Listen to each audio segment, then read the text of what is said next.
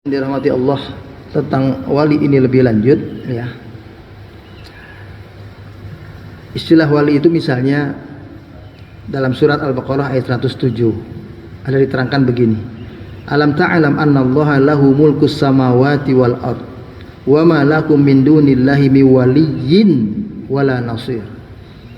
Tidakkah engkau ketahui wahai Muhammad bahwa Allah dialah zat yang memiliki kerajaan langit dan bumi.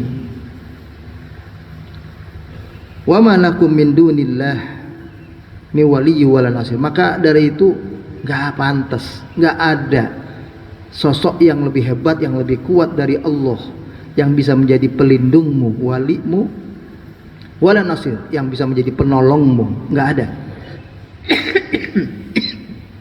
Nabi disuruh meyakini itu. Jadi kita kenal dulu wali itu siapa. Kemudian juga di ayat 120 yang sering kita baca atau kita pernah mendengar kalimat ini paling tidak. Walan tardu ankal yahudu walan nasara hatta tattabi'a millatahum. Sekali-kali tidak akan pernah senang orang Yahudi dan Nasrani kepada kita umat Islam sampai kita hatta tattabi'a millatahum, sampai kita mau mengikuti cara hidup mereka. Disebutnya millah. Millah itu penting, cara hidup kita berubah. Agama kita tetap mungkin Islam, tapi cara hidupnya sudah berubah. Itu yang mereka inginkan. Mereka tidak menginginkan kita ini diganti KTP semua jadi kafir. Tidak. Biarlah KTP-nya Islam. Biarlah tetap dia ke masjid, tapi cara berfikirnya sudah tidak lagi masjid. Tidak lagi membela masjid, tidak lagi membela umat. Dia jadi orang-orang munafik. Itu maunya orang Yahudi dan Nasrani. Lalu dikatakan qul inna hudallahu wal huda wala in taba'ta awahum ba'da alladhi ja'aka minal ilmi ma laka minallahi min waliyyi wala nasir.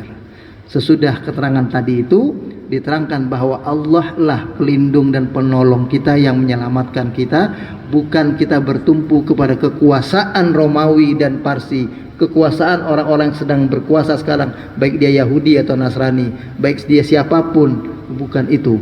Pelindung kita, penolong kita adalah Allah. Nah, kaitannya dengan pertanyaan tadi surat Al-Maidah, itu yang jadi kasus dulu tahun 2017 itu justru karena ya setelah kita paham ini, larangan itu baru ada sebetulnya. Jadi membaca larangan itu setelah kita paham apa pengertian wali. Ya. Makanya bunyi ayat, ya ayyuhalladzina amanu la tattakhidul yahuda wan nasara awliya'a ya. Ba'duhum awliya'u ba'din wa may yatawallahum minkum fa innahu minhum innallaha la yahdil qaumadh dhalimin. Wahai orang-orang yang beriman, janganlah kalian jadikan orang-orang Yahudi dan Nasrani itu sebagai wali bagi kalian. Maksudnya Yahudi dan Nasrani yang akhirnya berusaha menguasai dunia ini, menjadi pemimpin dunia ini, yang ingin mengontrol dunia ini, kita bertumpu kepada mereka, menyerahkan kehormatan dan harga diri kita untuk diatur oleh mereka. Itu yang dimaksud. Maaf, karena sekarang Yahudi dan Nasrani lah yang menguasai dunia soal perekonomian, ya, maka tidak sedikit orang yang akhirnya merubah kehidupannya itu, ya, karena merasa kalau bergantung sama dia bisa menang.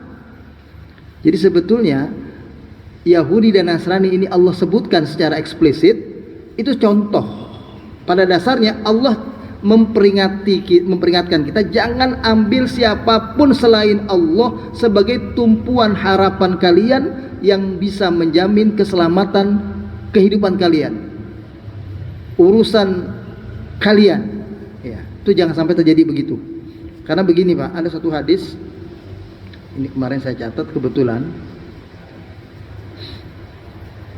itu dikatakan begini, Rasulullah berpesan jangan sampai kita menyia-nyiakan amanah. Ya, beliau pernah berpesan, ya, fa idza duyi'atil amanah fantadhiri sa'ah.